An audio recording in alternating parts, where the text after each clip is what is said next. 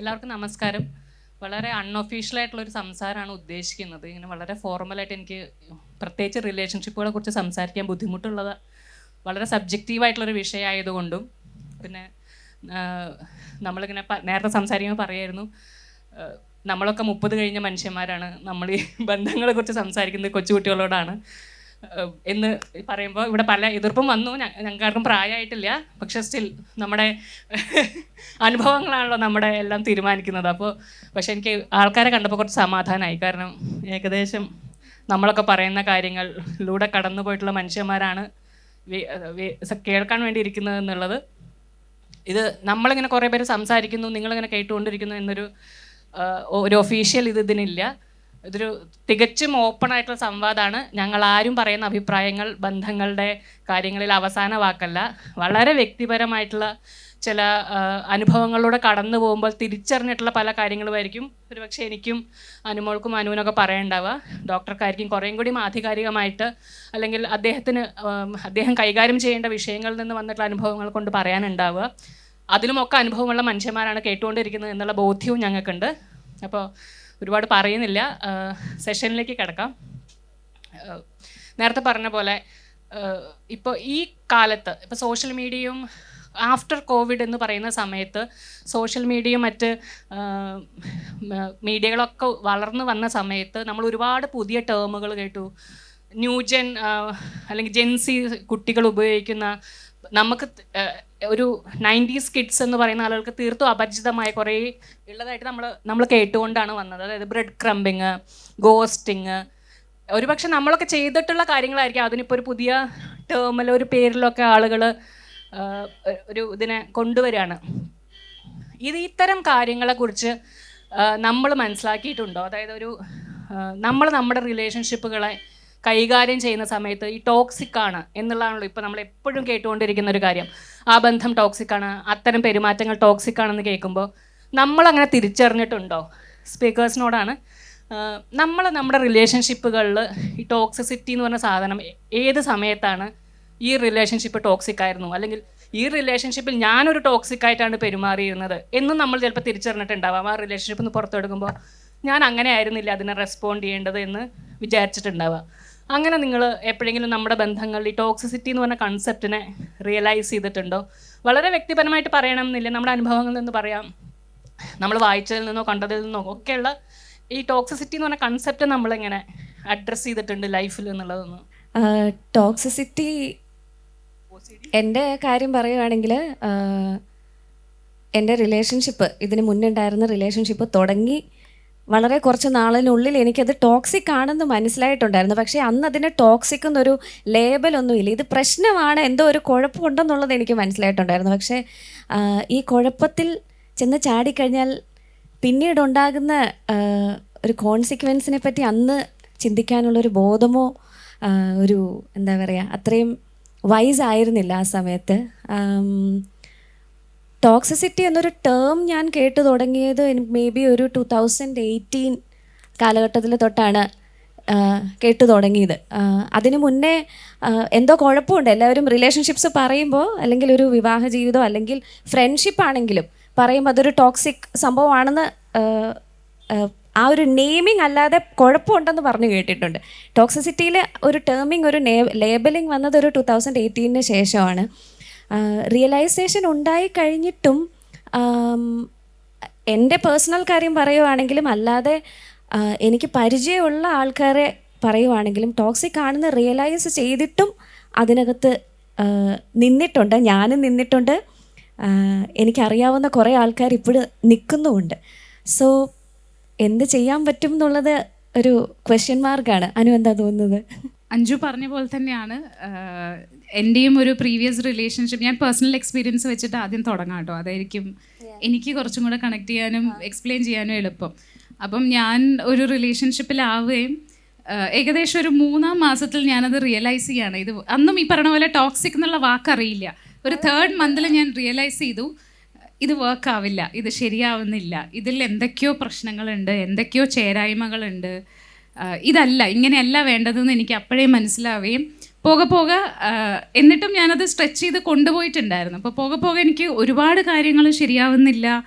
പക്ഷേ അന്നത്തെ എൻ്റെ പ്രശ്നം എന്താ വെച്ചാൽ ഞാൻ വളർന്നു വന്നൊരു കേട്ട് ശീലിച്ചൊരു കാര്യമുണ്ട്. നമ്മൾക്കൊരു പാർട്ട്ണറെ കിട്ടിക്കഴിഞ്ഞാൽ പിന്നെ ജീവിതകാലം മുഴുവൻ അയാൾക്ക് എന്ത് കുറവുണ്ടെങ്കിലും എന്ത് നല്ലതാണെങ്കിലും അയാളെ സപ്പോർട്ട് ചെയ്ത് കൂടെ നിന്ന് ജീവിക്കുക എന്നുള്ളൊരു ഒരു സോ കോൾഡ് നോഷൻ ഉണ്ട്, വൺ മാൻ വുമൺ ആയിരിക്കണം എന്ന് പറഞ്ഞിട്ടൊരു സംഭവം കുഞ്ഞിലേ തൊട്ട് നമ്മുടെ അകത്തേക്ക് ഇങ്ങനെ തള്ളി കയറ്റുന്നുണ്ട്. അതിപ്പോ പ്രത്യേകിച്ച് ഞാനൊരു നാട്ടിൻപുറത്തുനിന്ന്, അപ്പോൾ അവിടെ അതൊക്കെ ഭയങ്കര സ്ട്രിക്റ്റ് ആയിട്ട് ഫോളോ ചെയ്യുന്ന കാര്യങ്ങൾ. അപ്പം എൻ്റെ മനസ്സിൽ എന്താ വെച്ചാൽ അതുമല്ല, ഞാൻ പ്രണയത്തിലായിരുന്ന ആ കുട്ടി, അദ്ദേഹം എന്നോട് ഒരു എമ്പതിയിൽ തുടങ്ങുകയാണ് ഈ പ്രേമം. അപ്പം എന്നോട് പറയുന്നത് എൻ്റെ കൂടെ നിൽക്കുമോ, എന്നെ ഒന്ന് സപ്പോർട്ട് ചെയ്യുമോ, എനിക്ക് കുറച്ച് നന്നായി ജീവിക്കണം, അപ്പം അനുമോളുടെ കൂടെ ആകുമ്പോൾ എനിക്കത് പറ്റുമെന്ന് തോന്നുന്നു. അപ്പം ഞാൻ പിന്നീട് അയാളെ നന്നാക്കുക എന്നുള്ളതാണ് എൻ്റെ ഉദ്ദേശം. അപ്പം ഓരോ തവണ ഇത് ശരിയാവുന്നില്ല, ഇത് വർക്കാവുന്നില്ല, ഇതെനിക്ക് ഇത്ര പെയിൻ എടുക്കാൻ പറ്റുന്നില്ല എന്ന് ഞാൻ വിചാരിക്കുമ്പോഴും എൻ്റെ പ്രശ്നം എന്തായിരുന്നു വെച്ചാൽ അതൊരു വളരെ മോശം എക്സാമ്പിളാണ്. ഞാൻ ആരെടുത്തും അങ്ങനെ നിൽക്കരുതെന്നേ പറയുള്ളൂ. ഞാൻ അന്ന് ചെയ്ത മിസ്റ്റേക്കാണ്. ഞാൻ കരുതുന്നത് ഈ കുട്ടി നന്നാവാത്തത് എൻ്റെ ഫെയിലിയറാണ്. ആ കുട്ടിയുടെ പ്രശ്നം എന്നല്ല ഞാൻ അപ്പോഴും കരുതണം, ഇത് എൻ്റെ ഫെയിലിയറാണ്. അപ്പം ഈ കുട്ടിയെ നന്നാക്കാൻ വേണ്ടി ഞാനിങ്ങനെ വലിച്ചു നീട്ടി ആ 3-ാം മാസത്തിൽ ഞാൻ റിയലൈസ് ചെയ്തത് ഞാൻ 6-7 വർഷത്തോളം വലിച്ചു നീട്ടി കൊണ്ടുപോയി എന്നുള്ളതാണ്. ഒരു 5 വർഷമൊക്കെ കഴിഞ്ഞപ്പോഴാണ് ഫ്രണ്ട്സിൻ്റെ അടുത്തുനിന്നും ഓൺലൈനിൽ നിന്നും മീഡിയയിൽ നിന്നും ഒക്കെ ഈ ടോക്സിക് എന്നുള്ള വാക്ക് കേൾക്കുന്നത്. എൻ്റെ ഫ്രണ്ട്സ് എന്നോട് പറഞ്ഞു തുടങ്ങി അയാൾ ടോക്സിക് ആണ്. ഒരു പോയിന്റ് കഴിഞ്ഞപ്പോൾ ഞാൻ റിയലൈസ് ചെയ്യാണ് എൻ്റെ അകത്തുനിന്നും ഈ ദേഷ്യവും പെയിനും ഒക്കെ കൂടി എടുത്തിട്ടുണ്ടല്ലോ, ഞാനും തിരിച്ച് അയാൾക്കും ടോക്സിക്കായി തുടങ്ങിയോ വെച്ചാൽ ഭയങ്കര സർഗാസ്റ്റിക് ആവുക. ആദ്യമൊക്കെ പുള്ളി എന്ത് പറഞ്ഞാലും ഞാൻ കരയുമായിരുന്നു. പിന്നെ ഞാൻ തിരിച്ച് പുച്ഛവും ഞാനല്ലാതെ ഞാൻ ബിഹേവ് ചെയ്യാൻ തുടങ്ങി. ഞാൻ അറിയാണ്ട് എനിക്ക് തോന്നി ഞാനും ടോക്സിക് ആവുക എന്നൊക്കെ. ഒരു പോയിന്റിൽ ഇനി ഞാൻ ഉണ്ടാവില്ല, എൻ്റെ വീട്ടുകാർക്ക് എൻ്റെ ഫോട്ടോ മാത്രമേ കിട്ടുകയുള്ളൂ എന്നുള്ളൊരു മൊമെൻ്റ് എത്തി. ആ റിയലൈസേഷനിലാണ് ഞാൻ അതൊന്ന് ബാക്ക് ഔട്ട് ചെയ്യുന്നത്. അപ്പം ടോക്സിക് റിലേഷൻഷിപ്പ് ഐഡൻറ്റിഫൈ ചെയ്ത് കഴിഞ്ഞാൽ ഒരു സെക്കൻഡ് പോലും അതിൽ ടൈം വേസ്റ്റ് ചെയ്യരുതെന്നാണ് ഞാൻ എല്ലാവരുടെ അടുത്തും പറയുള്ളൂ. ഇപ്പം ഈ മനുഷ്യൻ നമ്മൾ 2 പേരുമായിരിക്കും ടോക്സിക് ആവുന്നത്. അപ്പം ഓരോ റിലേഷൻഷിപ്പിലും അല്ലേ എനിക്ക് തോന്നണത് അയാൾ എല്ലാവർക്കും ടോക്സിക് ആയിരിക്കില്ല. എക്സാക്ട്ലി. ഇപ്പോൾ പലതരത്തിൽ ടോക്സിസിറ്റി ഉണ്ട്. ഇപ്പോൾ ഒരു മാരേജ് എടുക്കുവാണെങ്കിൽ ചിലപ്പോൾ ഡൊമസ്റ്റിക് അബ്യൂസ് ഉള്ള സ്ത്രീകളുണ്ടാവും, അല്ലെങ്കിൽ പുരുഷന്മാർക്കും ഡൊമസ്റ്റിക് അബ്യൂസ് ഉണ്ടാകാം, അല്ലെങ്കിൽ ഇമോഷണൽ അബ്യൂസ് ഉള്ള സ്ഥലങ്ങളുണ്ടാകാം, പല രീതിയിലുള്ള സംഭവങ്ങളുണ്ടാകാം. പക്ഷേ ഇത് എല്ലാ റിലേഷൻഷിപ്സിലും ചിലപ്പോൾ ആ പറയുന്ന വ്യക്തി തന്നെ മറ്റൊരു റിലേഷൻഷിപ്പിൽ പോകുമ്പോൾ ഇങ്ങനെ ആയിരിക്കണം എന്ന് നിർബന്ധമൊന്നുമില്ല. അല്ല, ഇപ്പം ഞാൻ ഈ പറയുന്ന മനുഷ്യനായാലും അദ്ദേഹം അല്ലാതെ നോക്കിയാൽ ഒരു വളരെ നല്ല മനുഷ്യനാണ്. അപ്പം എനിക്കതെല്ലാം അറിയാം. പക്ഷേ 2 മനുഷ്യർ ചേരുമ്പോൾ ഉണ്ടായിരുന്ന ആ ഒരു ഇക്വേഷൻ ഭയങ്കര ടോക്സിക് ആയിരുന്നു. അപ്പോൾ അത് ഇപ്പം ഈവൻ സിസ്റ്റർഹുഡ് ആയാലും മദർ ഡോട്ടർ ആയാലും എല്ലാത്തിലും അത് ഉണ്ടെന്നാണ് ഞാൻ മനസ്സിലാക്കുന്നത്. പാരന്റിങ്ങിൽ ഈ ടോക്സിക് റിലേഷൻഷിപ്സ് നമ്മളെപ്പോഴും തീരെ അഡ്രസ്സ് ചെയ്യാതെ പോകുന്ന ഒരു കാര്യമായിട്ട് തോന്നുന്നുണ്ട്. ഇപ്പം നമ്മളൊക്കെ ഇപ്പം നേരത്തെ പറഞ്ഞു നമുക്ക് ഈ പറഞ്ഞു തരുന്ന കുറേ കാര്യങ്ങളുണ്ടല്ലോ. ഞാൻ ഡോക്ടറോട് സംസാരിക്കുമ്പോൾ പറയുന്നു, നമ്മുടെ സാഹിത്യം, നമ്മുടെ സിനിമ, ഇപ്പം നമ്മളൊക്കെ വളർന്നു വരുമ്പോൾ നമ്മുടെ പരിമിതമായ അറിവുകളെ നമുക്കുള്ളൂ. കാരണം നമ്മൾ ഈ വായിക്കുന്ന പുസ്തകങ്ങളായാലും കാണുന്ന സിനിമയിലും കേൾക്കുന്ന സംഗീതമായാലും ഒക്കെ നമ്മുടെ ചുറ്റുവട്ടത്തുള്ള കാര്യങ്ങൾ മാത്രമേ നമുക്ക് ആക്സസിബിൾ ആയിട്ടുള്ളൂ. ഇപ്പോഴത്തെ തലമുറയ്ക്ക് പക്ഷെ അങ്ങനെയല്ല ഡോക്ടർ. കാരണം അവർക്ക് ഇൻ്റർനെറ്റിൻ്റെ സഹായമുണ്ട്, പല നാടുകളിൽ നടക്കുന്ന സംഭവങ്ങൾ കാണാനുണ്ട്, ഇൻസ്റ്റാഗ്രാമിലുള്ള ഫ്രണ്ട്ഷിപ്പുകൾ വളരെ വാസ്റ്റാണ്, ഒരു ബൗണ്ടറി ഇല്ല അവർക്ക്. അപ്പോൾ അവരതിനൊക്കെ കുറേയും കൂടിയൊക്കെ മനസ്സിലാക്കാൻ ശ്രമിക്കുന്നുണ്ട്. അപ്പോൾ ഡോക്ടർ അനുഭവത്തിൽ അങ്ങനെ ഉണ്ടോ? ഇപ്പോൾ ഒരു തലമുറ മാറ്റത്തിന് ശേഷം ഇങ്ങനെ ഒരു നല്ല രീതിയിലാണോ റിലേഷൻഷിപ്പുകളെ കുട്ടികൾ മനസ്സിലാക്കുന്നത്? എങ്ങനെ ഡോക്ടർ കപ്പിൾ തെറാപ്പി ഒക്കെ ചെയ്യുമ്പോൾ? എനിക്ക് മനസ്സിലായിട്ടുള്ള കാര്യം എന്ന് വെച്ചാൽ മനുഷ്യരെ ഈ ഇൻഫർമേഷൻ കൊണ്ട് അങ്ങനെ പ്രത്യേകിച്ച് പ്രയോജനമൊന്നും ഉണ്ടെന്ന് എനിക്ക് തോന്നുന്നില്ല. കാരണം ഈവൻ വെൻ നമുക്കൊക്കെ ആ റിയലൈസേഷൻ വന്നപ്പോൾ പോലും ഉണ്ടല്ലോ, ഒരിക്കലും നമ്മൾ അതിൽ നിന്ന് വാക്കൗട്ട് ചെയ്യാനുള്ള ഒരു സാധനം വരത്തില്ല എന്ന് പറഞ്ഞത്. Because this is totally emotional ആയിട്ടാണ് ഈ സംഭവം സംഭവിക്കുന്നത്. നമുക്കൊരു ലോജിക്കലി ഒത്തിരി കാര്യങ്ങൾ അറിയാം. ഇപ്പോൾ ബ്രെഡ് ക്രമ്മിങ് എന്താണെന്ന് അറിയാം, അല്ലെങ്കിൽ ടോക്സിറ്റി, നമ്മൾ അതിനെപ്പറ്റി ഒത്തിരി ആർട്ടിക്കിൾസ് വായിച്ചിട്ടുണ്ടാവും, അല്ലെങ്കിൽ ഞാൻ പറഞ്ഞ ഓൾറെഡി ഒരു റിലേഷൻഷിപ്പിൽ നിന്ന് നമ്മൾ അതുകൊണ്ട് എക്സിറ്റ് അടിച്ചിട്ടുണ്ടാവും. പക്ഷെ മേ ബി നമ്മൾ സെയിം ലൂപ്പിലായിരിക്കും കയറുന്നത്. ഇത് ഭയങ്കര ഇമോഷണലി നടക്കുന്ന കാര്യമാണ്, ആൻഡ് ഈവൻ സബ് കോൺഷ്യസ്ലി നടക്കുന്ന കാര്യമാണ്. ആൻഡ് ഈ പറഞ്ഞ പോലെ ഇപ്പോൾ ഞാൻ പറഞ്ഞില്ലേ, കൾച്ചറലി അതിന് കുറേ പ്രശ്നങ്ങളുണ്ട്. അതായത് ഇപ്പോൾ സെൽഫ് കെയർ, അതായത് നമ്മൾ സെൽഫിനെ പ്രയോറിറ്റൈസ് ചെയ്യാൻ നമ്മൾ കൾച്ചറലി പഠിച്ചിട്ടേ ഇല്ല. എല്ലാവരും നമ്മളെപ്പോഴും പഠിച്ചിട്ടുള്ളത് മറ്റേ വാത്സല്യത്തിലെ മമ്മൂട്ടിയാവാനാണ്. അതായത് കീപ്പ് ഓൺ സാക്രിഫൈസിങ്. വാത്സല്യത്തിലെ മമ്മൂട്ടി മൊത്തത്തിൽ പ്രശ്നമാണ്, പക്ഷേ കീപ്പ് ഓൺ സാക്രിഫൈസിങ്, മനസ്സിലായില്ലേ? അപ്പം നമുക്കൊരു സേവിയറായിട്ട് ഒരാളെ ഹെൽപ്പ് ചെയ്യാൻ പറ്റും എന്നുള്ളൊരു സാധനം വന്നു കഴിഞ്ഞാൽ പിന്നെ നമ്മൾ ഒരിക്കലും ആ ഒരു കിക്കിൽ തന്നെ നമ്മൾ ചിലപ്പോൾ അത് വിടുമെന്ന് എനിക്ക് നമുക്ക് അങ്ങനെ തോന്നുന്നില്ല. ആരെങ്കിലും സേവ് ചെയ്യാൻ പറ്റുമോ? ഈ നമ്മൾ ഇത്രയും സാക്രിഫൈസ് ചെയ്ത് ആളെ നന്നാക്കാൻ പറ്റുമോ നമുക്കൊരു ബന്ധത്തിൽ? ഇപ്പൊ രണ്ട് രീതിയിൽ ഞാൻ ആലോചിക്കുന്നത്. എന്നിലെ സേവിയർ സിൻഡ്രോം വരുമ്പോൾ ഞാൻ ആലോചിക്കും പറ്റും എന്ന് പറയാൻ തോന്നുന്നു. പക്ഷേ അങ്ങനെ പറ്റത്തില്ല എന്ന് വെച്ചാൽ അത് വേറെ ആളല്ലേ, കംപ്ലീറ്റ്ലി ഡിഫറെൻ്റ് അല്ലേ. പക്ഷെ നമ്മളോട് അറ്റാച്ച്ഡ് ആയിട്ട് നിൽക്കുമ്പോൾ നമ്മളെപ്പോഴും അവരോട് എന്താ പറയുക, അത് എംപതി അല്ല, ഇറ്റ്സ് ലൈക്ക് ഒരു നമ്മൾ ട്രോമ ബോണ്ട് എന്നൊക്കെ പറയുന്ന വാക്കുകൾ, ഒത്തിരി വാക്കുകളുണ്ട് ഇതിനകത്ത്. ആൻഡ് ഇത് ശാസ്ത്രീയമാണോ എന്ന് വെച്ച് കഴിഞ്ഞാൽ നമ്മളിപ്പോൾ ഒരിക്കലും ഡയഗ്നോസ്റ്റിക് സിസ്റ്റത്തിലൊന്നും ഇങ്ങനത്തെ വാക്കുകളൊന്നും ചർച്ച ചെയ്യുന്നില്ല. നമ്മളിങ്ങനത്തെ ആൾക്കാർ സംസാരിച്ചാണ് ഇങ്ങനത്തെ വാക്കുകളൊക്കെ വന്നത് തന്നെ. പക്ഷേ ബേസിക്കലി എല്ലാവരും ഞാൻ ശ്രദ്ധിച്ചിട്ടുണ്ട് സെൽഫ് പ്രയോറിറ്റൈസ് ചെയ്തപ്പോൾ അനുവാണേലും പറഞ്ഞല്ലോ പെട്ടെന്ന് വാക്കൗട്ട് ചെയ്താൽ മതി. അങ്ങനെ നമുക്ക് എന്താ പറ്റാത്ത, മനസ്സിലായില്ലേ? അങ്ങനെ മനസ്സിലാക്കിയാൽ പോലും ചിലപ്പോൾ അവരെ ടേക്ക് ഓഫ് ചെയ്താലേ ഉള്ളൂ, നമ്മളായിട്ട് പോകത്തില്ല. റിയലൈസേഷൻ ഉണ്ടായിട്ട് പോലും 1-2 കൊല്ലം എടുക്കും. ചിലപ്പോൾ 1-2 കൊല്ലമല്ല, കുറേ സമയം എടുക്കുന്നു ഇറങ്ങി വരാനായിട്ട്. നമ്മൾ ഈ പറഞ്ഞ കൾച്ചറിൽ നമ്മളെ പഠിപ്പിച്ചിട്ടുള്ളത് നമ്മൾ ഒരിക്കലും സെൽഫിനെ പ്രയോറിറ്റൈസ് ചെയ്യാനല്ല. നമുക്ക് ഒരു കാലത്ത് നമുക്ക് അങ്ങനെ ഒരു ട്രെയിനിങ് കിട്ടിയിട്ടില്ല. അതാ ഞാൻ പറയാൻ വന്നത്. ഈ പാരന്റിങ്ങിന്റെ ടോപ്പിക്കിൽ ഞാൻ സത്യം പറഞ്ഞ പാവം എൻ്റെ അമ്മ കേട്ടോ. ഈ റിലേഷൻഷിപ്പിൽ നിന്ന് ഞാൻ വോക്കൗട്ട് ചെയ്യാത്തതിന് ഞാൻ നിങ്ങളുടെ പാരന്റിങ് ശരിയായിരുന്നില്ല, നിങ്ങളുടെ അപ്ബ്രിങ്ങിങ് ശരിയായിരുന്നില്ല, എന്നെ ഇങ്ങനെയൊക്കെ പറഞ്ഞ് പഠിപ്പിച്ച് പറ്റിച്ചതുകൊണ്ടാണ് ഞാൻ സഫർ ചെയ്ത് നിന്നത് എന്നൊക്കെ പറഞ്ഞ് ഞാൻ ഭീഷണിപ്പെടുത്താറുണ്ട്. നമ്മൾ എങ്ങനെയാണ് ഈ ഒരു ബന്ധത്തിൽ നിന്ന് ഇറങ്ങി പോരേണ്ടത് എന്നുള്ളതിനെ കുറിച്ച് ട്രെയിനിങ് നമുക്ക് എപ്പോഴെങ്കിലും കിട്ടേണ്ടതാണെന്ന് തോന്നിയിട്ടുണ്ടോ?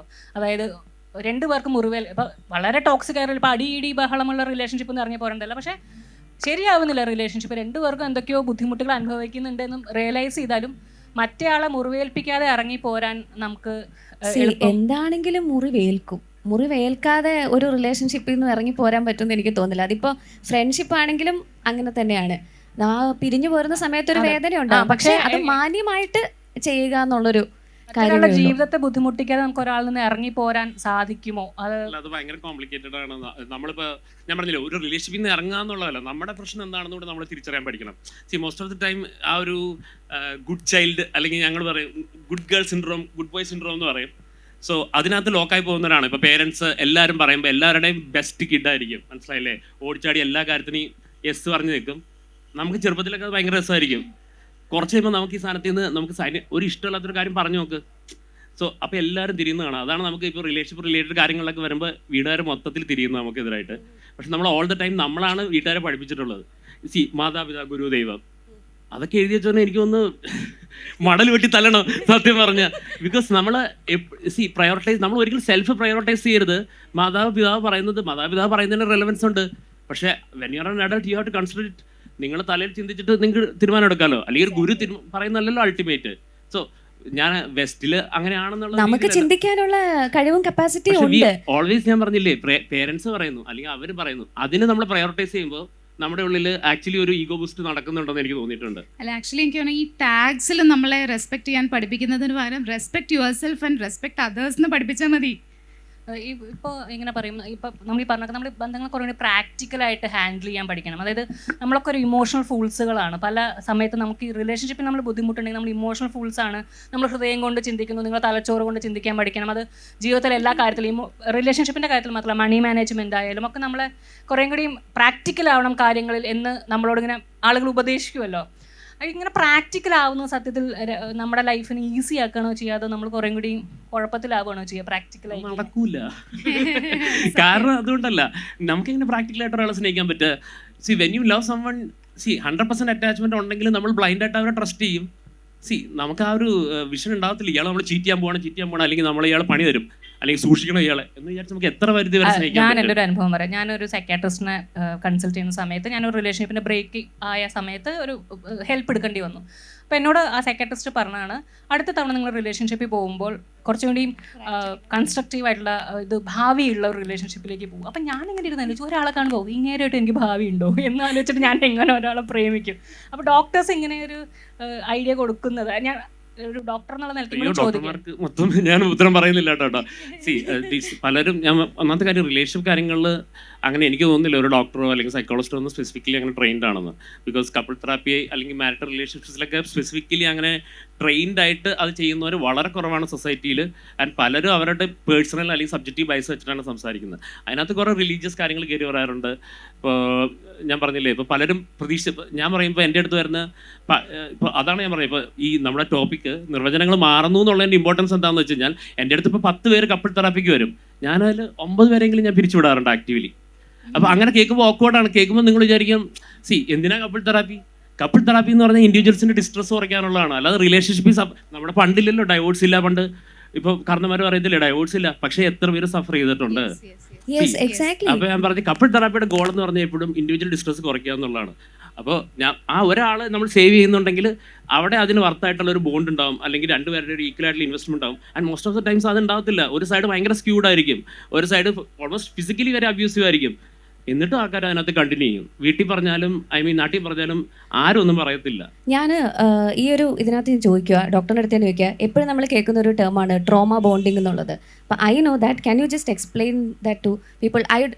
മേ ബി ഡൊമസ്റ്റിക് അബ്യൂസ് ഉണ്ടാവുന്ന സ്ത്രീകൾ ഉണ്ടായിട്ടും നല്ല ഇടിയും അടിയും കൈയൊടിക്കലും കാലൊടിക്കലും ഉണ്ടായിട്ടും they stay in that relationship.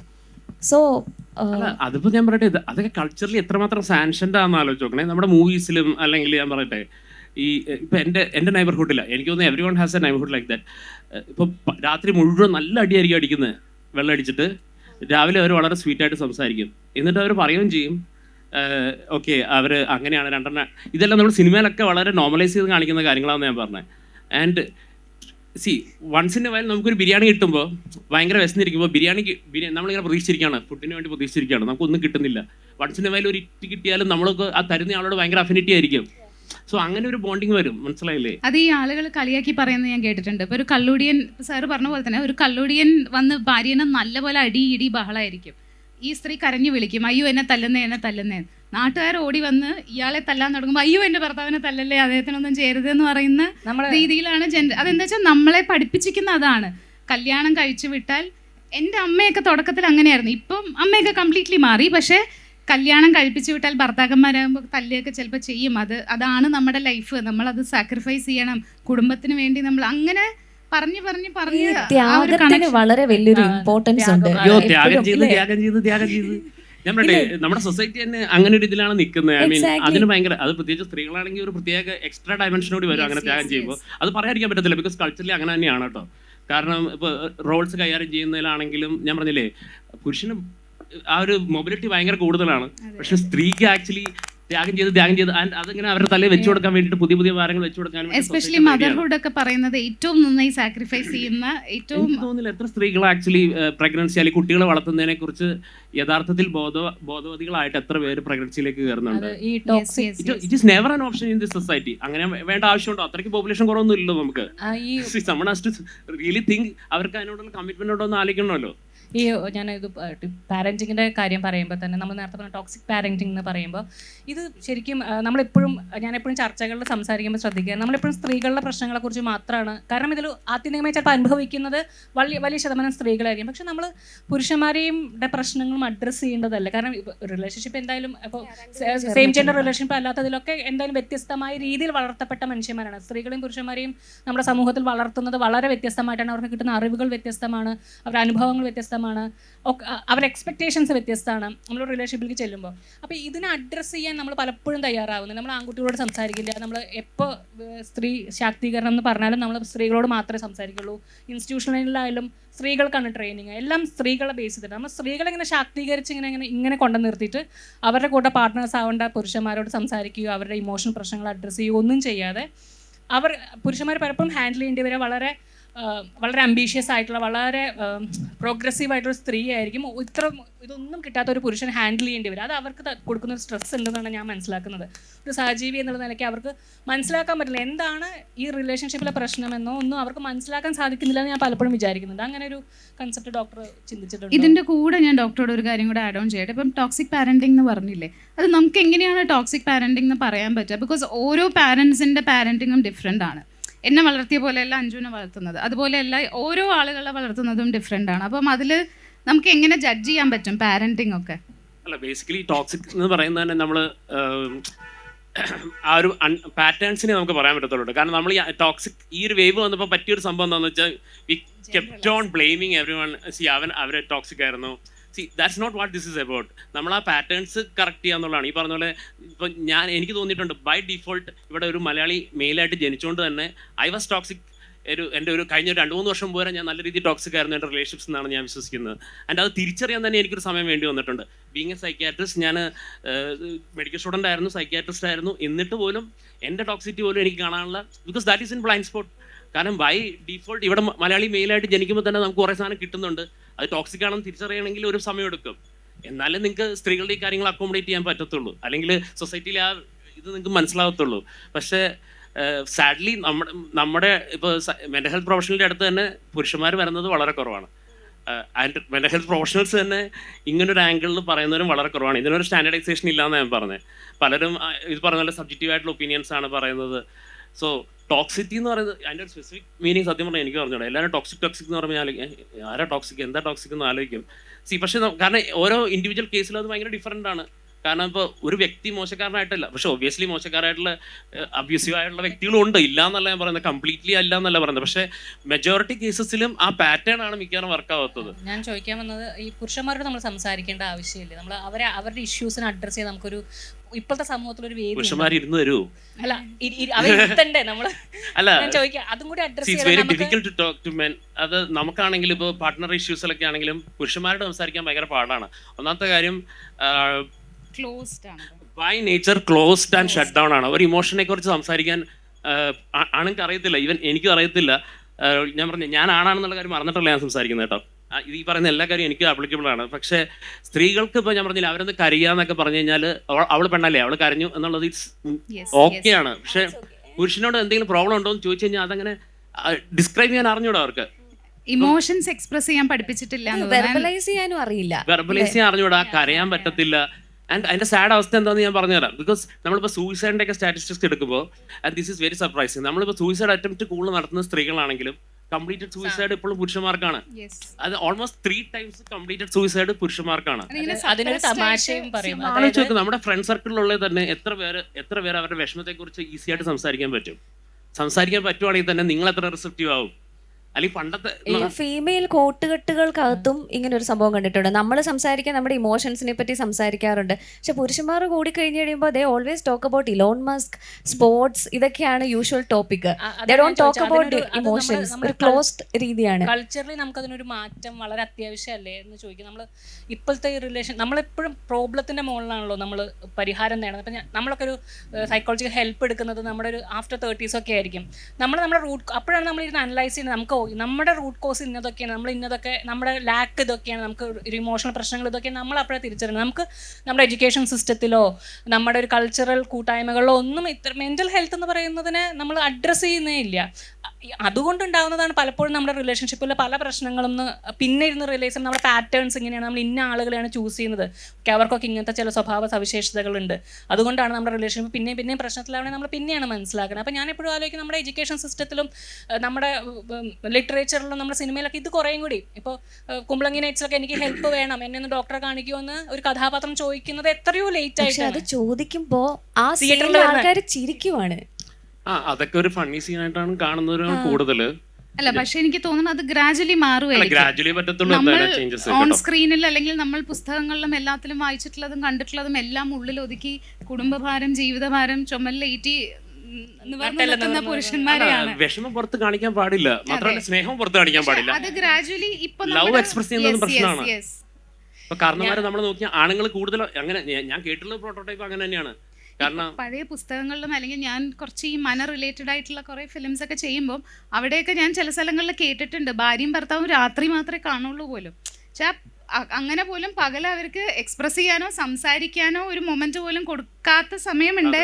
പക്ഷെ അതെല്ലാം മാറി എനിക്ക് തോന്നുന്നു കുറച്ചൊക്കെ സ്ക്രീനിലും പുസ്തകങ്ങളിലും ഒക്കെ കരയുന്ന, എക്സ്പ്രസ് ചെയ്യുന്ന പുരുഷന്മാരെ നമ്മൾ കണ്ടു തുടങ്ങി. അതൊരു സ്ലോ പ്രോസസ് ആണെങ്കിലും വയലന്റ് ആയിട്ട് പുഷ് ബാക്ക് ചെയ്യുന്ന ഒരു ക്രൗഡും ഉണ്ട് കേട്ടോ. ഐ മീൻ നമ്മൾ പറയുന്ന ചേഞ്ച് ഈസി ആയിട്ട് അങ്ങനെ സ്ലോ ആണെങ്കിൽ ഈസി ആയിട്ട് നടക്കുമല്ല, ഇത് വയലന്റ് ആയിട്ട് ഇതിനെ പുഷ് ബാക്ക് ചെയ്യുന്ന ഒരു ക്രൗഡ് ഉണ്ട്. ചേഞ്ച് എപ്പോഴും ബുദ്ധിമുട്ടാണ്. ഒരുപാട് ഫൈറ്റ് ചെയ്ത് സ്ട്രഗിൾ ചെയ്ത് ഇടിച്ച് കയറി തന്നെ വരേണ്ട ഒരു സ്പേസ് ഉണ്ടാവാറുണ്ട് തോന്നുന്നു. അപ്പോൾ ചെറിയ വ്യത്യാസങ്ങൾ ഇങ്ങനത്തെ ഡിസ്കഷൻസും സിനിമകളിലും പുസ്തകങ്ങളിലും ഒക്കെ. എനിക്കൊരു പേഴ്സണൽ സംഭവമുണ്ട്. ഞാൻ റീസെൻ്റ്ലി ആണ് ഞാൻ റീമാരേജ് ചെയ്തത്. അപ്പോൾ അന്ന് ആ ഇവന്റിനകത്ത് എൻ്റെ ഹസ്ബൻഡ് ആദിത്യ കരഞ്ഞായിരുന്നു, പാട്ട് പാടി ബ്യൂട്ടിഫുൾ മൊമെന്റ് ഫോർ us. നമ്മളത് പുറത്ത് എന്താ പറയാ, നമ്മളത് വിൽക്കാൻ ഉദ്ദേശിച്ച സാധനമായിരുന്നില്ല, പക്ഷെ അത് പുറത്തായി പോയി, ഓൺലൈൻ മീഡിയ വന്ന്. അതിൻ്റെ താഴത്തെ കമൻസ് നിങ്ങൾ എടുത്തു നോക്കിയാൽ കാണാം, ഒരു മെജോറിറ്റി ആളുകൾ ആർ ലൈക്ക് സപ്പോർട്ടിങ് ആദിത്യ, കാരണം ഹീസ് എക്സ്പ്രസീവ്, എന്താ ഇമോഷൻസ് കാണിക്കുന്നുണ്ട്.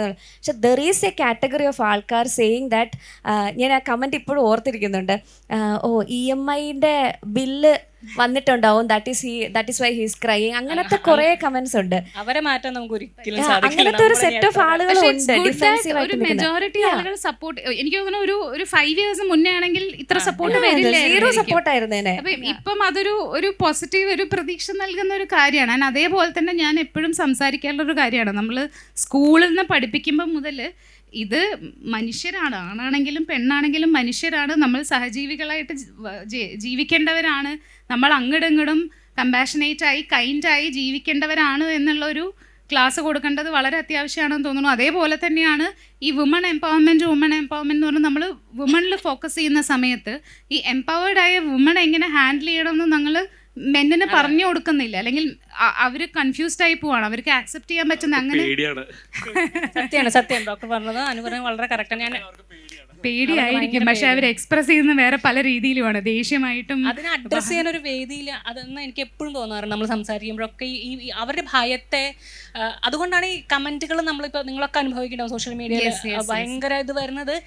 ഈ വേലിയുടെ അപ്പുറത്തേക്ക് ചാടുന്ന സ്ത്രീയെ അല്ലെങ്കിൽ അങ്ങനെ എക്സ്പ്രസ് ചെയ്യുന്ന ആണിനായാലും പെണ്ണിനായാലും ഏത് ജെൻഡർ സ്വത്വമുള്ള മനുഷ്യനെ ആയാലും പേടിയാണ്, അവരുടെ ഭയമാണ്, അവരുടെ മ്യൂച്വൽ റെസ്പെക്റ്റ് ആണ് പഠിപ്പിക്കേണ്ടത്.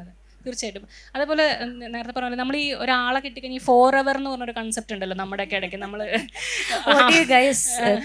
ഫോർ എവർ ആണ് എപ്പോഴും നമ്മളെ വിവാഹത്തിന്റെ ഏത് പോസ്റ്റിന്റെ കീഴിലും ഫോർ എവർ മറ്റേ സാധനം ഉണ്ടല്ലോ.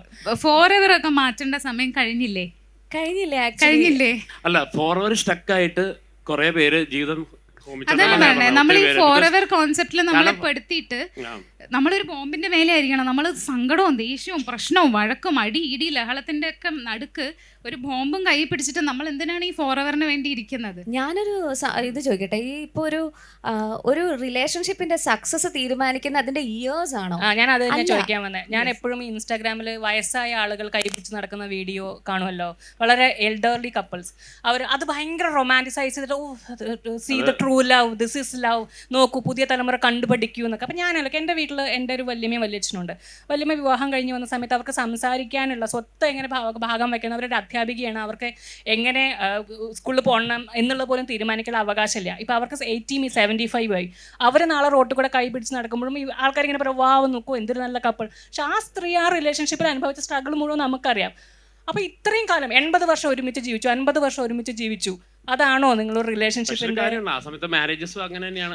ഞാൻ പറയാം, പക്ഷെ നമ്മളെ പൊതുസമൂഹം അതിനെ വിലയിരുത്തുന്നത് റിലേഷൻഷിപ്പിന്റെ കാലയളവാണ്. 10 ദിവസം ഉണ്ടായുള്ളൂ, 10 ദിവസം നിങ്ങൾ ചെറിഷ് ചെയ്തു, നിങ്ങൾ സന്തോഷിച്ചു, നിങ്ങൾ ആഹ്ലാദവതിയും ആഹ്ലാദവാനുമായിരുന്നു എന്നുള്ളതാണോ റിലേഷൻഷിപ്പിന്റെ വാല്യൂ നിങ്ങൾ തീരുമാനിക്കുന്നത്? അതോ 50 വർഷം സ്ട്രഗിൾ ചെയ്ത് നരകിച്ച് ആണായാലും പെണ്ണായാലും നരകിച്ച് ജീവിച്ചു എന്നുള്ളതാണോ എന്ന് എനിക്ക് എപ്പോഴും തോന്നാണ്ട്. ഈ നമ്മൾ എന്തിനാണ് ഈ കാലഘട്ടം, 5 പറഞ്ഞ കാലഘട്ടത്തെ നമ്മളിങ്ങനെ റൊമാൻറ്റിസൈസ് ചെയ്യേണ്ട ആവശ്യമുണ്ടോ റിലേഷൻഷിപ്പിൽ? സോഷ്യൽ വെൽഫെയറിന്റെ ആ പാടുള്ള ഒരു ഇൻഡിക്കേറ്റർ എനിക്ക് ഫീൽ ചെയ്തിട്ടില്ല. ഐ മീൻ, ഞാൻ മെന്റൽ ഹെൽത്ത് പ്രൊഫഷണൽ എന്നുള്ള രീതി പറയാണ്, ഇൻക്രീസിംഗ് നമ്പർ ഓഫ് ഡൈവേഴ്സ് ആണെന്ന് ഞാൻ പറയത്തുള്ളൂ. കാരണം ഡൈവേഴ്സ് കൂടുന്നുണ്ടെന്ന് എനിക്ക് ആ സ്റ്റാറ്റിസ്റ്റിക്സ് കാണുമ്പോൾ that means that people are standing four themselves. അല്ലെങ്കിൽ മനസ്സിലായില്ലേ? നിങ്ങളുടെ ഇമോഷൻസിന് വേണ്ടി നിങ്ങൾ പ്രയോറിറ്റൈസ് ചെയ്ത് നിൽക്കാൻ തുടങ്ങുമ്പോഴാണ് ഇങ്ങനത്തെ കാര്യങ്ങൾ സംഭവിക്കുന്നത്. അല്ലാതെ നിങ്ങൾ വേറെ അതിനു വേണ്ടി കോംപ്രമൈസ് ചെയ്യത്തില്ല. You are not ready for a burnout, അല്ലെങ്കിൽ അതിലങ്ങനെ ഹോമിക്കപ്പെടാൻ റെഡിയല്ല. പക്ഷെ പഴയ ആൾക്കാർ ആലോചിച്ച് നോക്കുകയാണെങ്കിൽ അവർ ആ ഒരു തോട്ടിൽ എല്ലാ കാലത്തും നമുക്ക് സഹിച്ചു വേണം. അല്ലെങ്കിൽ നമ്മുടെ വീട്ടുകാരൊക്കെ ഇപ്പോഴും അങ്ങനെ തന്നെ പറയും. ഐ മീൻ, അത്ര ലിബറൽ അല്ലാത്ത എല്ലാ വീട്ടുകാരും നാട്ടുകാരും എല്ലാവരും പറയും എപ്പോഴും നിങ്ങൾ മാക്സിമം അതിനകത്ത് ചവിട്ടി നിൽക്കുക. ഡിവോഴ്സ് ഇപ്പോഴും ഒരു സോഷ്യലി അക്സെപ്റ്റബിൾ കാര്യമാണെന്ന് എനിക്ക് തോന്നുന്നില്ല. ഒരു ചെറിയ രീതിയിൽ ഒരു അക്സെപ്റ്റൻസ് ഒക്കെ അവിടെ ഇവിടെയൊക്കെ ഉണ്ട്. പക്ഷെ ഒരു ഡിവോഴ്സ്ഡ് ആയിട്ടുള്ള സ്ത്രീ എന്ന് പറയുമ്പോൾ തന്നെ വേറെയാ. ഫിസിക്കൽ അബ്യൂസ് വന്നു കഴിഞ്ഞാൽ അത് എല്ലാവരും ഇടപെടും. ബിക്കോസ് അതൊരു ക്രൈം ആണല്ലോ. ഇടപെടാത്ത ആളുകളുണ്ട്, അതിലും സഹിച്ച് നിൽക്കണം എന്ന് പറയുന്ന ആളുകളുണ്ട്. I know. ഇപ്പൊ നമ്മൾ കൗൺസിലറുടെ മുമ്പിൽ ഡിവോഴ്സിന് ചെന്നിരിക്കുമ്പോ എല്ലാവരും അങ്ങനെയാണെന്നല്ലാട്ടോ ഞാൻ പറയുന്നത്. പക്ഷെ ഉണ്ട്.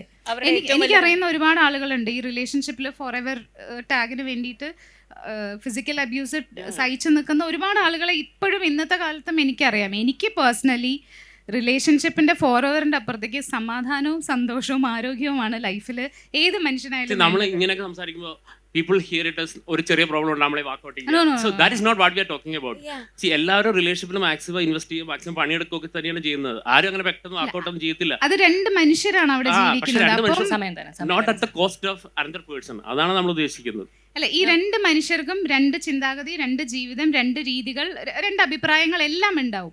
അത് മ്യൂച്വലി ആക്സെപ്റ്റ് ചെയ്ത് ആ മ്യൂച്വൽ റെസ്പെക്റ്റ് ഒരു റിലേഷൻഷിപ്പിൽ വന്നാൽ തന്നെ നമ്മൾ മ്യൂച്വലി ആക്സെപ്റ്റ് ചെയ്യാൻ പഠിക്കും. ഒരാളുടെ യെസ് ആയിട്ടും ഒരാളുടെ നോ ആയിട്ടും രണ്ടുപേരും എടുക്കാൻ പഠിച്ചാൽ. ഞാൻ യൂഷ്വലി പറയുന്ന ഒരു എക്സാമ്പിൾസ് ഉണ്ട് കപ്പിൾസിന്റെ അടുക്ക്. സി ദിസ് ഇസ് ലൈക്ക് ഒരു പോസ്റ്റ് പോലെയാണ്. ഓക്കെ, നമ്മുടെ അറ്റാച്ച്മെന്റ് ഏരിയയിൽ ആരെ എടുത്തണം എന്നുള്ള ഒരു പോസ്റ്റ് പോലെയാണ്.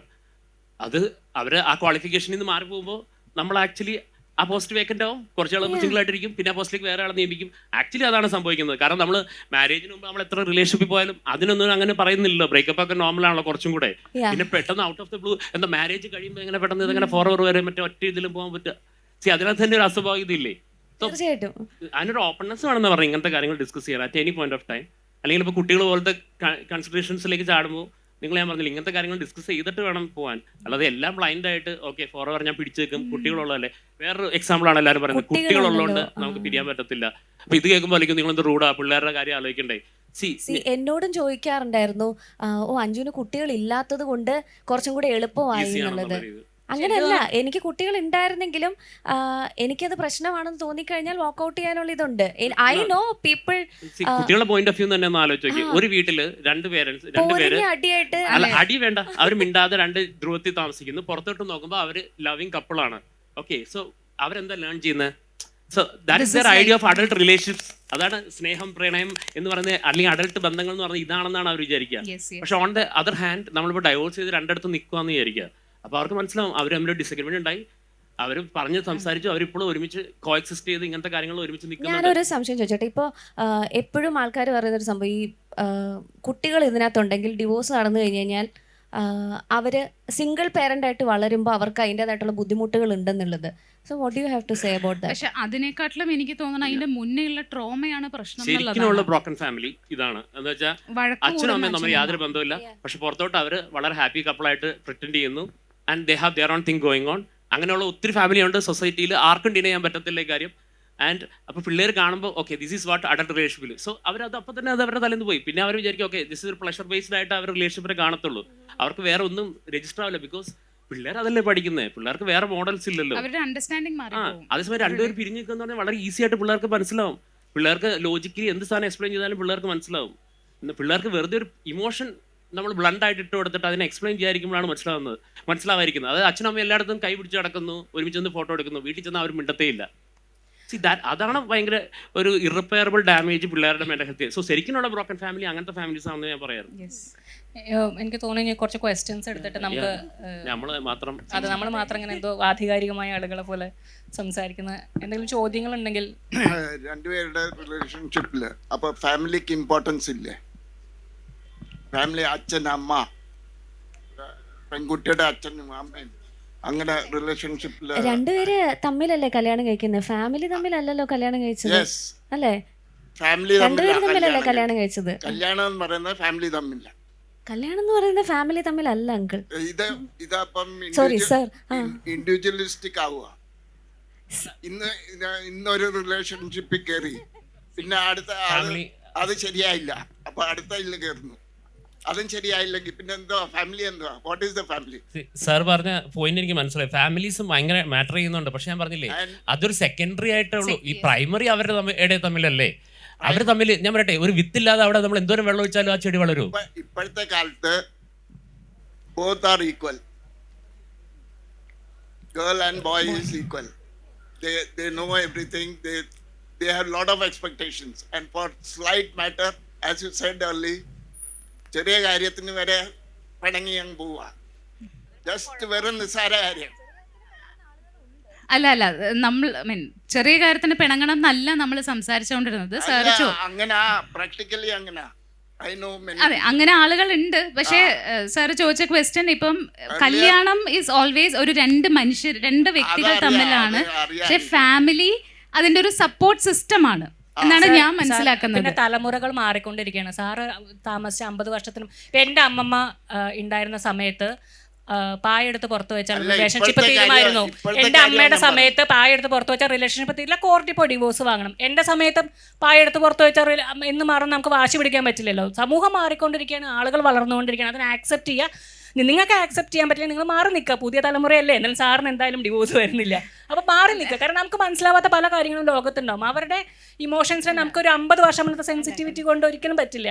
അല്ല സർ, സാറ് പറയുന്നത് എനിക്ക് മനസ്സിലാവുന്നുണ്ട്, അത് ആക്സെപ്റ്റബിൾ ആണ്. പക്ഷെ ഞാൻ പറയുന്നത് കല്യാണം രണ്ട് വ്യക്തികളാണ്, അതിൻ്റെ സപ്പോർട്ട് സിസ്റ്റമാണ്, അല്ലെങ്കിൽ അതിൻ്റെ ഒരു സെക്കൻഡറി എലമെൻറ്റ്സ് ആണ് ഫാമിലിയിൽ നിന്ന് വരുന്നത്.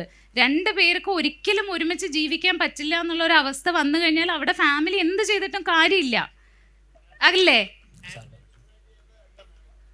യെസ് അല്ല, ഇപ്പം ഞാൻ സാറിൻ്റെ അടുത്ത് അതെ, അത് ചില സ്ഥലങ്ങളിൽ ഓരോ ആളുകൾ ഓരോ ഇൻഡിവിജ്വലിനനുസരിച്ചാണ്. അടുത്ത ചോദ്യം ചോദിക്കാൻ തോന്നി, ഇത് തീരാത്ത ഡിസ്കഷനാണ്. ഓക്കെ, രണ്ട് തലമുറ തമ്മിലുള്ള ഡിസ്കഷൻ ആകുമ്പോൾ ഓഫ് കോഴ്സ് അതിലോ ഒപ്പീനിയൻ വ്യത്യാസം വരും. ഓക്കെ, ഫസ്റ്റ് ഓഫ് ഓൾ നല്ലൊരു ഡിസ്കഷൻ കൊണ്ടുപോയതിന് നന്ദി. ആൻഡ് അത് കുറച്ചുകൂടി സജഷൻസും കൂടെ തന്നാൽ ഓഡിയൻസിന് ഹെൽപ്ഫുൾ ആയിരിക്കും. But I want to appreciate doctor Thomas for something. He said a statement that I was toxic 3 വർഷം മുമ്പ് വരെ. That doesn't mean he's a bad person. He's a very, very good person to admit that. So I have questions. I may say a few suggestions.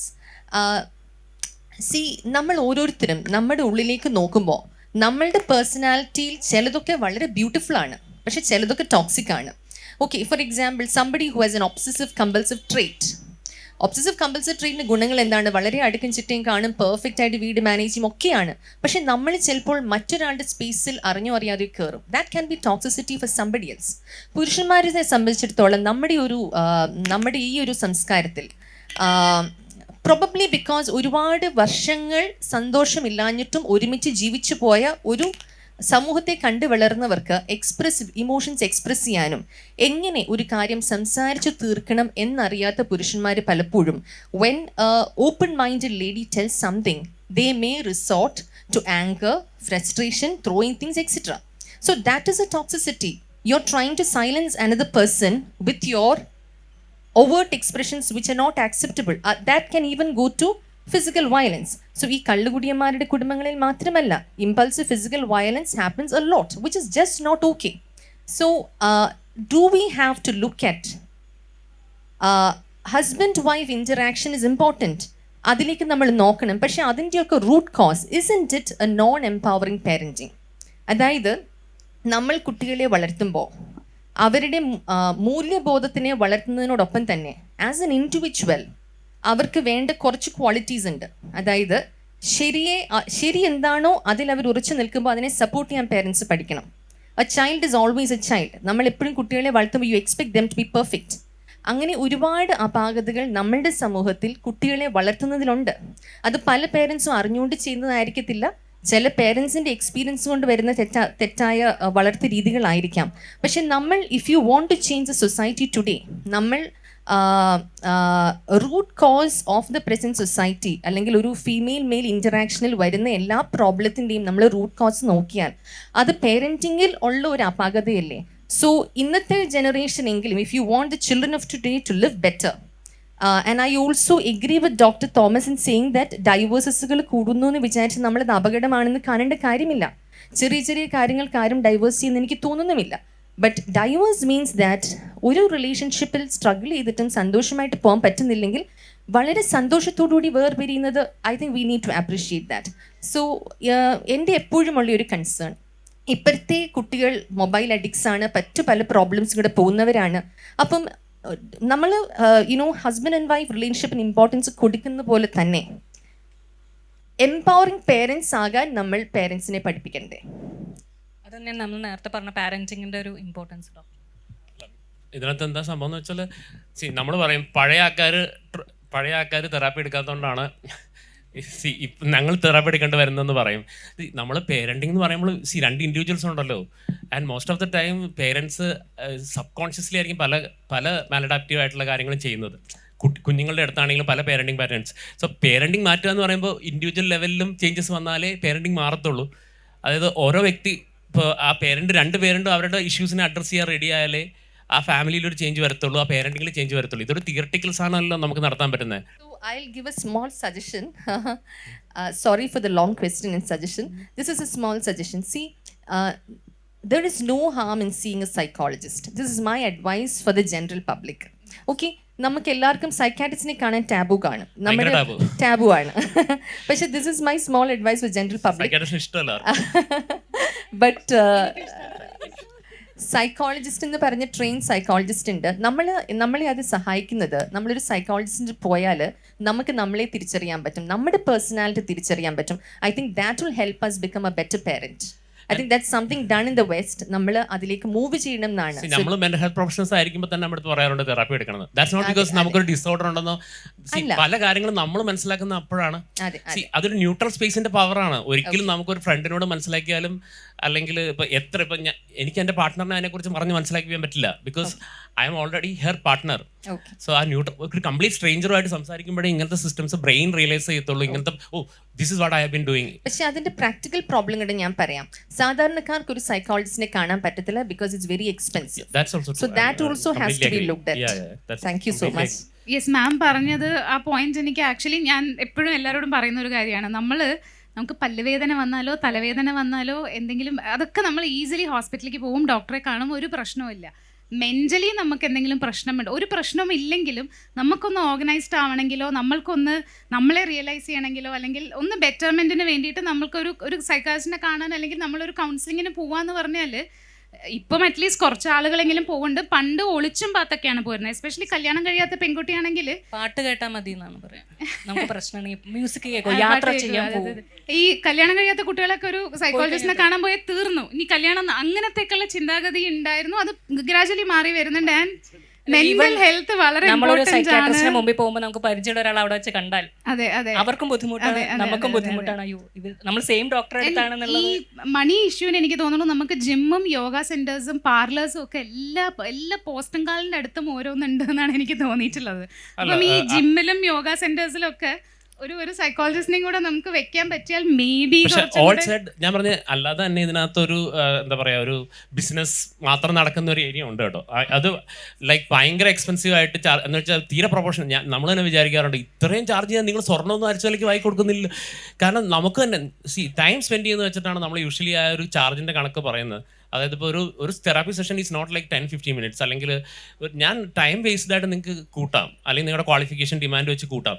പക്ഷെ ഒരു 10,000 റുപ്പീസിൻ്റെ session like അല്ലെങ്കിൽ ഒരു 11,000 അത് ഈ നാട്ടിൽ നമ്മുടെ അങ്ങനെയാണ് ആക്ച്വലി ഈ സ്റ്റിഗ്മയും സൈഡും കൂടാനൊരു കാരണം കൂടിയാണ്.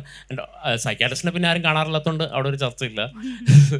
സോ ബേസിക്കലി എനിക്ക് തോന്നിയിട്ടുള്ള കാര്യം എന്ന് വെച്ചാൽ ആ മെൻ്റൽ ഹെൽത്ത് സ്റ്റിഗ്മ, ആ ഗ്യാപ്പ് ഭയങ്കര വലുതാണെന്ന് പറഞ്ഞാൽ ഭയങ്കര വലുതാണ്. നമ്മളൊരു വൈറ്റോൻ വന്നാൽ പോലും ഗ്യാസ്ട്രോയിൽ പോയി കാണുന്നവരാണ്. ഇപ്പോൾ UK പോയാൽ അറിയാം, ഒരിക്കലും വൈറ്റോൻ വന്നാൽ നമുക്ക് നേരെ പോയി ഗ്യാസ്ട്രോയെ കാണാൻ പറ്റത്തില്ല. GPA കണ്ടിട്ട് പിന്നെ വെയിറ്റ് ചെയ്ത് ഇരുന്നിട്ടേ വരത്തുള്ളൂ. ഇവിടെ വൈറ്റോൻ വന്നാൽ നമ്മൾ നേരെ ഗ്യാസ്ട്രോയിൽ പോയി കാണും. പക്ഷേ നമ്മൾ സൂയിസൈഡലായ പോലും ഒരു മെൻ്റൽ ഹെൽത്ത് പ്രൊഫഷണലെ കാണില്ല. പക്ഷേ അതിനൊരു അക്സെപ്റ്റൻസ് ലെവൽ ഉണ്ട് കേട്ടോ. കൗൺസിലിംഗ് ആണെങ്കിൽ ഓക്കെ, സൈക്കോളജി ആണെങ്കിൽ ഓക്കെ, ക്ലിനിക്കൽ സൈക്കോളജി ആണെങ്കിൽ ഓക്കെ. അങ്ങനെ കയറി സൈക്കാട്രിസ്റ്റിനെ കാണാൻ പോകുമ്പോഴേക്കും നമ്മൾ ഒരുമാതിരി തീർന്നു, സൂയിസൈഡ് ചെയ്യാൻ റെഡി ആയിട്ടാണ് നമ്മൾ പോകുന്നത്. ബിക്കോസ് അത്രയും സ്റ്റിഗ്മയാണ്. കാരണം അവിടെ പോകണമെങ്കിൽ ആരും കണ്ടോ. കാരണം സ്റ്റിഗ്മ ഇസ് വെരി റിയൽ. ഞാൻ ആരും കുറ്റം പറയത്തില്ല. കാരണം അത്ര റിയൽ ആയിട്ടൊരു മോബ് പോലെയാണ് സൊസൈറ്റി അവരെ പിന്നെ ട്രീറ്റ് ചെയ്യുന്നത്. ആൻഡ് അത് ഒരു മെൻ്റൽ ഹെൽത്ത് ഡിവൈഡാണ്. സോ ഞാൻ എല്ലാവരും പറയും തെറാപ്പി എടുക്കുന്നവരാണെങ്കിലും ട്രീറ്റ്മെൻറ്റ് എടുക്കുന്നവരും ബി ലൗഡ് അബൌട്ട് ഇറ്റ് എന്ന് പറയും. അങ്ങനെ പറയാൻ അത് അവരുടെ റൈറ്റ് ആണ്. ഐ മീൻ അത് അവരുടെ ഓട്ടോണമിയാണ്. പക്ഷേ എന്നാലും ഞാൻ പറയാറുണ്ട് അതിനെക്കുറിച്ച് ലൗഡായിട്ട് സംസാരിക്കും, കുഴപ്പമില്ല. കാരണം ഓൾസോ ഐ ഫീൽ ലൈക്ക് എല്ലാ മെഡിസിൻസും പെർഫെക്റ്റ് ആണെന്നോ അല്ലെങ്കിൽ എല്ലാ തെറാപ്പിയും പെർഫെക്റ്റ് ആണെന്നല്ല. പക്ഷേ വി ഹാവ് ഇമോഷൻസ്. അപ്പോൾ അതിനെ അഡ്രസ്സ് ചെയ്യണ്ടേ? ബോഡി പോലെ തന്നെയാണല്ലോ മനുഷ്യന്മാരുടെ സാധനമല്ല ഇമോഷൻ. അതിൻ്റെ ഒരു ഡിസ്ക്രിപ്പൻസി, ഒരു അബ്നോർമാലിറ്റി നമ്മൾ അഡ്രസ്സ് ചെയ്യുന്നുള്ളൂ. ഇതിനകത്ത് വേറെ റോക്കറ്റ് സയൻസ് ഒന്നുമില്ല. See, I need one question. Do we have to continue our conventional marriage system, or we have to adapt the contract system marriage that is happening in other countries? Second, my question, I heard... That's a trick question. Yeah, one more question. Recently, I read about a survey done in India about open marriages. 15% of male and female are accepting this. What's your views on that? Both questions. Okay sir, ഞാൻ തിരിച്ച് പറയാം. First ക്വസ്റ്റിനെ പറ്റി എനിക്ക് actually ഒന്നും പറയാനില്ല. Because അത് എനിക്ക് individual decision മാത്രമല്ല, മാരേജിന് വേറെ ഒരു ലീഗൽ സ്റ്റേറ്റിൻ്റെ ലെവലിൽ നിന്ന് നോക്കുമ്പോൾ വേറെ പല ആസ്പെക്ട്സ് ഉണ്ട്. അതിനെ ഡിസ്കസ് ചെയ്യാൻ ഞാൻ ക്വാളിഫൈഡ് ആണെന്ന് എനിക്ക് തോന്നുന്നില്ല. പക്ഷേ ഓൺ ദ സെക്കൻഡ് ഹാൻഡ് പക്ഷെ ഞാൻ പറഞ്ഞ ഇപ്പോൾ ലിവ് ഇൻ മാരേജസിൻ്റെ ഇപ്പോൾ കാര്യം പറയാം. ഇപ്പോൾ ലിവ് ഇൻ സിസ്റ്റംസ് നമ്മളിപ്പോൾ പല രീതിയിൽ കൺസിഡർ ചെയ്യുന്നുണ്ടല്ലോ. പലപ്പോഴും ലിവ് ഇൻ മാരേജസിൽ പോയിട്ട് ആഫ്റ്റർ ഒരു 5 years താമസിച്ചു ആൻഡ് ഒറ്റ ദിവസം ഗോസ്റ്റ് ചെയ്തിട്ട് പോയിട്ടുള്ള ആൾക്കാരെ എനിക്കറിയാം. So there is no accountability. അപ്പോൾ ആ സിസ്റ്റത്തിൻ്റെ ലൂപ്പ് ഹോൾ യൂസ് ചെയ്ത് നടക്കുന്ന ആൾക്കാരും ഉണ്ട്. സോ 100% നമുക്ക് അങ്ങനെ എൻ്റെ ലെജിറ്റിമസി വേണ്ട എന്നും പറയാൻ പറ്റത്തില്ല എന്ന് ഞാൻ പറഞ്ഞത്. സെക്കൻഡ് കാര്യം സാർ പറഞ്ഞത് ഓപ്പൺ മാരേജസിനെ കുറിച്ചാണ്. ഐ തിങ്ക് ഇപ്പോൾ പോളി റിലേഷൻഷിപ്സിനെ കുറിച്ചാണ് ഉദ്ദേശിച്ചെന്ന് തോന്നുന്നു. And poly relationships it's a reality എല്ലായിടത്തും, നമ്മുടെ എല്ലായിടത്തും എല്ലാ സ്പോട്ടിലും ഉണ്ട്. It's a reality and mono പോലെയല്ല, ഭയങ്കര ടഫാണത്. ഭയങ്കര ആക്ച്വലി ആൾക്കാർ പൊതുവെ എന്താ ചെയ്യുകയെന്ന് വെച്ചാൽ യൂഷ്വലി എന്തെങ്കിലും ഒരു എക്സ്ട്രാ മാരിറ്റലോ ചീറ്റിങ്ങോ കാര്യങ്ങളോ വരുമ്പോൾ they say that they are poly, which is absolute bullshit. Poly means you have to everyone in that relationship has to be informed from day one. അത് ഭയങ്കര ടഫാണ്. അപ്പോൾ നമുക്കൊരാളോട് അട്രാക്ഷൻ തോന്നിയാൽ we have to talk to their partner and we have to get their consent from both of them. And അതിൻ്റെ intimacy arrangements ഓരോ ലെവലിലും വളരെ ടഫായിട്ടുള്ള കാര്യങ്ങളാണ്. ആൻഡ് അതെല്ലാം ക്യാരി ഔട്ട് ചെയ്തുകൊണ്ട് നടക്കുന്ന കപ്പിൾസ് ഉണ്ട് and they are happy. And individual ലെവലിൽ ഒരാൾ ഹാപ്പി ആയി കഴിഞ്ഞാൽ for me it's well and good. I think marriage ആണെങ്കിലും ലിവ് ഇൻ ആണെങ്കിലും ഓപ്പൺ മാരേജ് ആണെങ്കിലും ഐ തിങ്ക് അതിൻ്റെ ഉള്ളിൽ ഈ ചീറ്റിങ്ങും ട്രസ്റ്റ് ബ്രേക്കിങ്ങും അല്ലെങ്കിൽ റെസ്പെക്റ്റ് ഇല്ലായ്മയും ഒക്കെയുള്ളൂ പ്രശ്നം. ബാക്കി ഇപ്പം സാറ് പറഞ്ഞ പോലെ തന്നെ ഓപ്പൺ റിലേഷൻഷിപ്പിൽ മ്യൂച്വലി 2 പേരോടും സംസാരിച്ച് 2 പേർക്കും ഓക്കെ ആണെങ്കിൽ it's well and good from day one. ഈ നമ്മൾ ഈ ഓപ്പൺ മാരേജിനെ കുറിച്ച് പറയുമ്പോൾ ഞാനത് ഈ നമ്മൾക്ക് എക്സ്ട്രാ മാരിറ്റൽ റിലേഷൻഷിപ്സ് ഉണ്ടാവുന്നതിനെ കുറിച്ച് എപ്പോഴും ഭയങ്കര അതിലുള്ള ചതി, വഞ്ചന, എത്തിക്കൽ ഇഷ്യൂസ് ഒക്കെ നമ്മൾ സംസാരിക്കാറുണ്ട്. ഒരു പ്രായം വരെ ഞാനൊരു കൺവെൻഷണൽ ഫാമിലി ജനിച്ച് വളർന്ന ആളല്ല. ഞാൻ വളരെ നോൺ കൺവെൻഷണൽ ഫാമിലി ജനിച്ച് വളർന്ന ആളാണ്. പക്ഷേ എൻ്റെ വിചാരം ഉണ്ടായിരുന്നത് വളരെ പ്രോഗ്രസീവായ റിലേഷൻഷിപ്പുകളിലാണ് ഇത്തരം എക്സ്ട്രാ മാരിറ്റൽ റിലേഷൻഷിപ്പ് ഉണ്ടാകുന്നതെന്നാണ്. ഒരു 25 വയസ്സിന് ശേഷം കേരളത്തിലേക്ക് വന്ന് ഇവിടെ താമസിച്ച് തുടങ്ങിയ ആളുകളോട് സംസാരിച്ചപ്പോഴാണ് വളരെ കൺവെൻഷനലായി നമ്മൾ സമൂഹത്തിൽ കാണപ്പെടുന്ന ഫാമിലിയിലാണ് ഏറ്റവും കൂടുതൽ എക്സ്ട്രാ മാരിറ്റൽ റിലേഷൻഷിപ്പുകളുള്ളത്. പാർട്ട്നേഴ്സ് അറിയാത്ത വളരെ ഓപ്പൺ ആയിട്ടുള്ളതാണെന്ന് ഞാൻ പറഞ്ഞില്ല. മേ ബി ചില ഫാമിലികളിൽ അത് അറിഞ്ഞുകൊണ്ടും ഓക്കെ പോട്ടെ സാരല്ല ഈ പറഞ്ഞ പോലെ സേക്ക് ഓഫ് മാരേജ് തുടർന്ന് പോകുന്നുണ്ട്. പക്ഷേ വളരെ കൺവെൻഷനിലാണ് എന്ന് നമ്മൾ വിശ്വസിക്കുന്ന വളരെ ലവിങ് കപ്പിളാണ് നമ്മൾ വിശ്വസിക്കുന്ന ആളുകളുടെ ഇടയ്ക്ക് നിന്ന് പല കഥകളും കേട്ട് നമ്മളിങ്ങനെ ഞാൻ ഞെട്ടിത്തെരിച്ചിരുന്നിട്ടുണ്ട്. എൻ്റെ പേഴ്സണൽ അനുഭവം പറയുന്നത്. അപ്പം അപ്പോഴാണ് ഞാൻ റിയലൈസ് ചെയ്യുന്നത് ഓക്കെ എക്സ്ട്രാ മാരിറ്റൽ റിലേഷൻഷിപ്പ് എന്ന് പറയുന്ന സമൂഹത്തിൽ വളരെ കോമൺ ആയിട്ട് നടക്കുന്ന ഒരു കാര്യമാണെന്നും അത് ഒരു ഭയങ്കര ടാബു ആയിട്ട് നമ്മൾ പൊതു സമൂഹത്തിൽ അവതരിപ്പിക്കുന്നുണ്ട് എങ്കിലും ഈ സംസാരിക്കുന്ന ആളുകളും ഇതിനെ എതിർക്കുന്ന ആളുകളും രഹസ്യമായെങ്കിലും അത്തരം റിലേഷൻഷിപ്പുകൾ കൊണ്ട് നടക്കുന്നുണ്ട്. നമുക്ക് നിരവധി കഥകൾ കേട്ടിട്ടുള്ള പരിചയമുണ്ട്. അപ്പം ഇത് പറഞ്ഞ പോലെ ചതിയില്ലാതെ വഞ്ചനയില്ലാതെ വളരെ ഓപ്പണായിട്ട് നിങ്ങൾക്ക് നിങ്ങളുടെ പാർട്ട്ണറോടും അവർക്ക് അവരുടെ പാർട്ട്ണറോടും പറയാൻ സാധിക്കുമെങ്കിൽ അത് നല്ല കാര്യമാണ്. നമുക്ക് ആരോട് വേണമെങ്കിലും എപ്പോൾ വേണമെങ്കിലും സ്നേഹം തോന്നാം, ഇഷ്ടം തോന്നാം, പ്രണയം തോന്നാം. അതെ അതെ അതെ. അതല്ലാതെ വഞ്ചിക്കുമ്പോഴാണ്, അതായത് എനിക്ക് നീ മാത്രമേ ഉള്ളൂ, നീ അല്ലാതെ എനിക്ക് ലോകമില്ല മകളെ അല്ലെങ്കിൽ മകനെ എന്ന് പറഞ്ഞിട്ട് മറ്റ് പാർട്ട്ണറെ തേടി പോകുമ്പോൾ മാത്രമാണ് അതൊരു പ്രശ്നമായിട്ട് വരുന്നുള്ളൂ. ചീറ്റിംഗ് നമ്മുടെ സൊസൈറ്റിയിൽ ഓക്കെയാണ്. അതാണ് എനിക്ക് മനസ്സിലാവാത്ത പാട്ട്. എക്സ്ട്രാ മാരിറ്റൽ നമ്മൾ പണ്ടോട്ട് സിനിമയിൽ ഇതിലൊക്കെ കണ്ടിട്ടുണ്ട്. അതിനൊരു കളറും ഉണ്ട്, എന്തൊക്കെയോ അതത്ര ഡാർക്ക് ഷെയ്ഡല്ല. പക്ഷെ പോളി റിലേഷൻഷിപ്പിനെ പറ്റി സംസാരിച്ച് കഴിഞ്ഞാൽ അയ്യോ മൂല്യച്യുതിയായി. അതായത് മൂല്യച്യുതി എന്ന് പറയുമ്പോൾ അവരെല്ലാവരുടെ ഇമോഷൻസിനെ കൺസിഡർ ചെയ്യുന്നുണ്ട്, നമ്മുടെ പാർട്ട്ണറിനെ കൺസിഡർ ചെയ്യുന്നുണ്ട്, എല്ലാവരുടെ ഇമോഷൻസിനെ കൺസിഡർ ചെയ്യുന്നുണ്ട്. ആൻഡ് അവർക്കറിയാം അവർക്ക് ചിലപ്പോൾ ഒരു റിലേഷൻഷിപ്പിൽ സ്റ്റിക്ക് ഓൺ ചെയ്യാൻ പറ്റത്തില്ല. May be because of many reasons. അത് നമുക്ക് പറയാൻ പറ്റത്തില്ല. അതിപ്പോൾ സെക്ഷലി എക്സ്പ്ലോർ നമ്മുടെ സൊസൈറ്റിയിൽ എല്ലാവരും വിചാരിക്കുന്നത് എക്സ്ട്രാ മാരിറ്റൽ അല്ലെങ്കിൽ അവ്യതം എന്ന് പറഞ്ഞാൽ സെക്ഷലി എക്സ്പ്ലോർ ചെയ്യാണ്. എൻ്റെ അനുഭവത്തിൽ ഇമോഷണലി അൺഅവൈലബിൾ ആയിട്ടുള്ള പാർട്ട്നേഴ്സ് ഉള്ളതുകൊണ്ടാണ്. മോസ്റ്റ്ലി ഇമോഷണലി അവൈലബിൾ ആയിട്ടുള്ള ആൾക്കാർക്ക് വേണ്ടിയിട്ടാണ് മിക്കവാറും കേസിലും 90% ആക്കാറില്ല ഞാൻ നമുക്ക് കേൾക്കാൻ ആൾ വേണ്ടേ, നമ്മൾ വീട്ടിൽ അതിനല്ലേ നമുക്ക് പാർട്ട്ണർ. അല്ലാതെ ഒരു റോളിൽ അവിടെ ഒരു മെഷീൻ ഇങ്ങനെ നടന്നിട്ട് കാര്യം എന്താ? വാർത്തകൾ കാണുമ്പോൾ 35 വയസ്സുകാരി അല്ലെങ്കിൽ 40 വയസ്സുകാരിയായി വീട്ടമ്മ ഒളിച്ചോടി എന്നാണല്ലോ നമ്മുടെ. അവർ സെക്ഷൽ നീഡിന് പോയാലും ഒരു പ്രശ്നമില്ല, അതിനൊരു പ്രശ്നമില്ല, വളരെ നല്ല കാര്യമാണ്.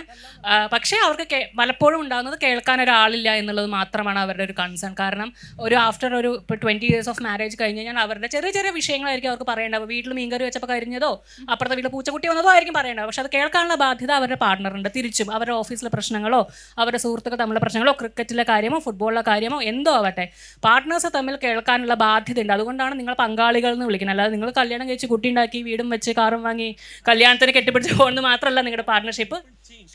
അല്ല, എനിക്ക് സാറോട് അപ്പോൾ ഒരു ക്വസ്റ്റ്യൻ ചോദിക്കാനുണ്ട്, ഇത് കണക്റ്റഡ് ആയിട്ട്. നമ്മളിപ്പം നമ്മളെ കേൾക്കാൻ ആളില്ലാത്തത് കൊണ്ട് നമ്മളൊരു എക്സ്ട്രാ പാർട്ട്ണർ തപ്പുന്നു എന്ന് പറഞ്ഞില്ലേ, അപ്പോൾ അത് ഈ റിലേഷൻഷിപ്സിൻ്റെ ടാഗ് നമ്മൾ ഇടുന്നുണ്ടല്ലോ, പാർട്ട്ണർ, ബോയ് ഫ്രണ്ട്, അങ്ങനെ കുറേ ടാഗുകൾ ഇടുന്നത് ഒരു പ്രഷറല്ലേ. ഇപ്പം നമുക്ക് ചിലപ്പം ചില ആളുകളോട് ജെന്യുവനായിട്ട് നമുക്കൊരു ഇഷ്ടം വരും. അത് അതിലൊരു ഈ കേക്ക് നമ്മളെ കേട്ടിരുന്നാൽ മാത്രം മതി എന്നുള്ള ഒരു അടുപ്പായിരിക്കും.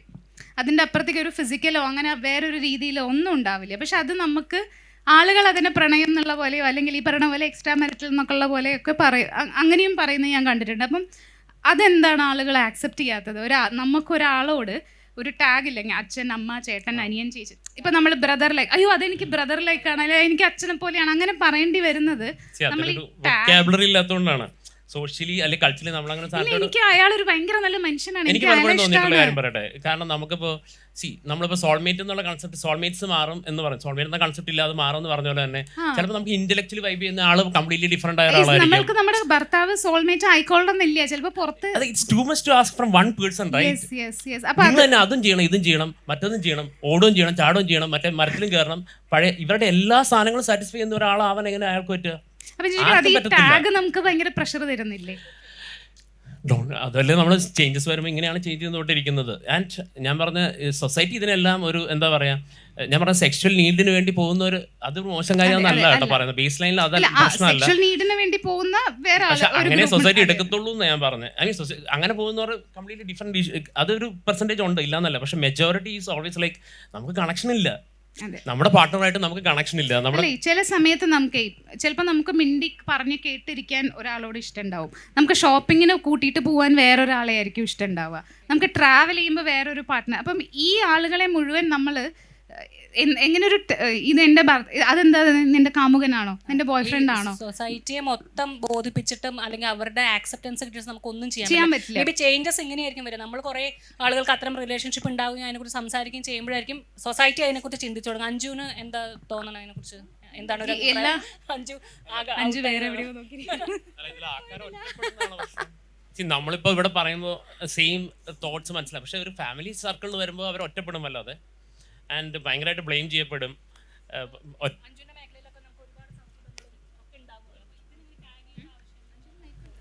എനിക്ക് ഇപ്പം എന്താ പറയുക, ഇപ്പം ഞാൻ മ്യൂസിക് ഇൻഡസ്ട്രിയിൽ വർക്ക് ചെയ്യുന്ന ആളാണ്. അപ്പം ഞാൻ ഈ പറയുന്ന എല്ലാ കാര്യങ്ങളും മ്യൂസിക്കിൻ്റെ ടെക്നിക്കലായിട്ടുള്ള കാര്യങ്ങൾ സംസാരിക്കുന്നത് ചിലപ്പോൾ എൻ്റെ പാർട്ട്ണർക്ക് മനസ്സിലാവണമെന്ന് നിർബന്ധമൊന്നുമില്ല.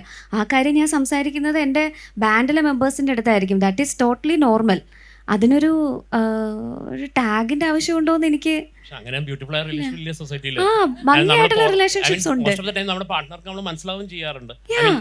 ആൻഡ് പക്ഷെ പുറമെ ഉള്ളവരോട് എക്സ്പ്ലെയിൻ ചെയ്യാതിരിക്കും, അല്ലാതെ ഇപ്പം എന്ത് ചെയ്യുക? പക്ഷെ കാരണം പുറമെ ഉള്ളവർ ഒരു ഫ്രണ്ടാണ്, അത് മിസ്ഇൻറ്റർപ്രിറ്റ് ചെയ്തിട്ടുമുണ്ട്. ഇപ്പോൾ ഞാനും എൻ്റെ ഒരു മ്യൂസിക് പ്രൊഡ്യൂസറും തമ്മിൽ ഒരുമിച്ച് വർക്ക് ചെയ്തിരുന്ന സമയത്ത് people are just thinking that we are in it for sex. അങ്ങനെ അങ്ങ് നേരെ അങ്ങ് ലേബൽ ചെയ്യുവാണ്. പക്ഷെ അല്ല, നമ്മൾ നല്ല സുഹൃത്തുക്കളാണ്. ഞാൻ അവനെ സഹോദരനായിട്ടാണ് കാണുന്നത്. ഞാൻ അവൻ്റെ വീട്ടിൽ സ്ഥിരം പോവാറുണ്ട്. അവൻ്റെ അച്ഛനും അമ്മയ്ക്കും മകളെപ്പോലെ തന്നെയാണ് ഞാൻ. അങ്ങനത്തെ ഒരു സംഭവമാണ്. പക്ഷെ people think it are something else. പക്ഷെ ആ ഒരു പോയിന്റിൽ ഐ ഡിസൈഡഡ് ദാറ്റ്സ് ഓക്കെ, അവരെന്തോ വേണേ ചിന്തിച്ചോട്ടെ, നമുക്ക് വിഷയമുള്ള കാര്യമല്ല. കാരണം അതന്നെയാണ് ഞാൻ പറഞ്ഞത്, അങ്ങനെ ഒരാളോട് നമുക്ക് വെറുതെ ഒരു അടുപ്പം അല്ലെങ്കിൽ വർക്ക് അടുപ്പം, ട്രാവൽ അടുപ്പം, ഈ അടുപ്പം ആളുകൾ ആക്സെപ്റ്റ് ചെയ്ത് തുടങ്ങിയിട്ടില്ല, ആളുകൾ അണ്ടർസ്റ്റാൻഡ് ചെയ്ത് തുടങ്ങിയിട്ടില്ല. അതിനെന്താ ചെയ്യാൻ പറ്റുകയെന്നാണ് ചോദിച്ചത്. പ്രത്യേകിച്ചൊന്നും ചെയ്യാൻ പറ്റുമെന്ന് എനിക്ക് തോന്നുന്നില്ല അല്ലേ. ചേഞ്ചസ് വരുത്താൻ പതുക്കെ ഇതുപോലെ വരുത്തും. പക്ഷെ ഇതിനെക്കുറിച്ച് സംസാരിക്കുന്നത് ഭയങ്കര ഇമ്പോർട്ടൻ്റ് ആണ്. ഞാൻ പറഞ്ഞത് യു ഡോണ്ട് ഹാവ് ടു, അതുകൊണ്ട് നമ്മളൊരു ബന്ധം കട്ട് ചെയ്യുക, മനസ്സിലായില്ലേ? പിന്നെ ഞാൻ പറഞ്ഞ ഇപ്പോൾ ഒരു പാർട്ട്ണറിനെ നമ്മളത് കൺവിൻസ് ചെയ്യേണ്ട ചിലപ്പോൾ ആവശ്യമായിരിക്കും. ബിക്കോസ് പാർട്ട്ണർ അതിനകത്ത് ഈക്വലി ഇമോഷണൽ ഇൻവെസ്റ്റഡ് ആയി നിൽക്കുന്ന ആൾ, അവരുടെ മുമ്പിൽ നമ്മൾ ചിലപ്പോൾ അത് അവതരിപ്പിക്കേണ്ടി വരും. പക്ഷേ അതിൻ്റെ അപ്പുറത്തേക്ക് നമ്മൾ ആരുടെയും സാക്ഷ്യം മേടിക്കേണ്ട കാര്യമില്ല. ഇങ്ങനത്തെ കാര്യങ്ങൾ അതേ ചെയ്യാൻ പറ്റത്തുള്ളൂ. ആൻഡ് സൊസൈറ്റി, ഞാൻ പറഞ്ഞില്ലേ, ഒരിക്കലും ഒന്നും അല്ലെങ്കിൽ നമ്മുടെ സൊസൈറ്റിയുടെ വഴിക്ക് പോവുക, ആൻഡ് നമ്മുടെ ഇമോഷൻസിനെ ഇഗ്നോർ ചെയ്യുക. നമ്മുടെ ഇമോഷൻസിന് നമ്മളല്ലാതെ ലോകത്ത് ആരും പ്രയോറിറ്റൈസ് ചെയ്യത്തില്ല.